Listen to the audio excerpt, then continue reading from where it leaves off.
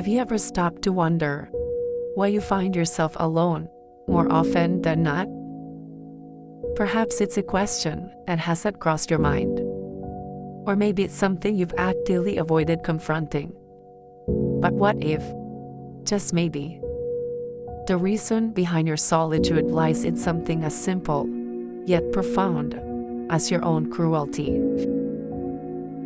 It's not an easy realization to come to terms with, and it's certainly not one that anyone would relish hearing. But sometimes, the harsh truth is what we need to confront in order to grow. Maybe you've never considered yourself as cruel. Perhaps you've always justified your actions, believing them to be necessary or even justifiable. But have you stopped to consider the impact of your words and deeds on those around you? Have you paused to reflect on the hurt you may have caused, knowingly or unknowingly? The reality is that cruelty comes in many forms.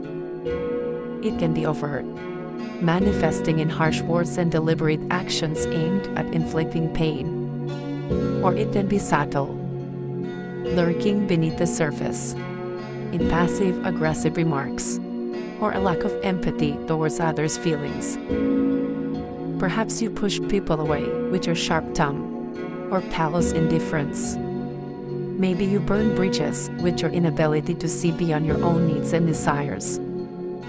It's possible that you've left a trail of broken hearts and shattered trust in your wake, all the while oblivious to the consequences of your behavior. And yet, despite the warning signs and whispers of concerns from those who care about you, you remain steadfast in your belief that you are not the problem. You deflect blame, shift responsibility, and continue on your path of isolation, unaware of the toll it takes on your soul. But what if it doesn't have to be this way?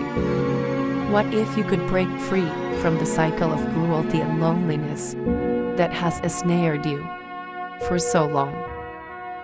It starts with a willingness to look inward, to confront the parts of yourself that you'd rather keep hidden away.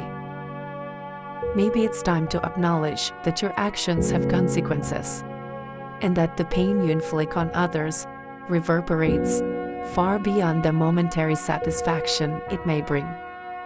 Maybe it's time to extend a hand of compassion instead of a fist of anger, to choose empathy over apathy, kindness over cruelty.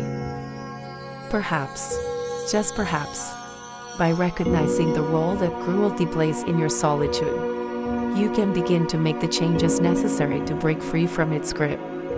And who knows, maybe in doing so, you'll discover a newfound sense of connection and belonging that you never thought possible.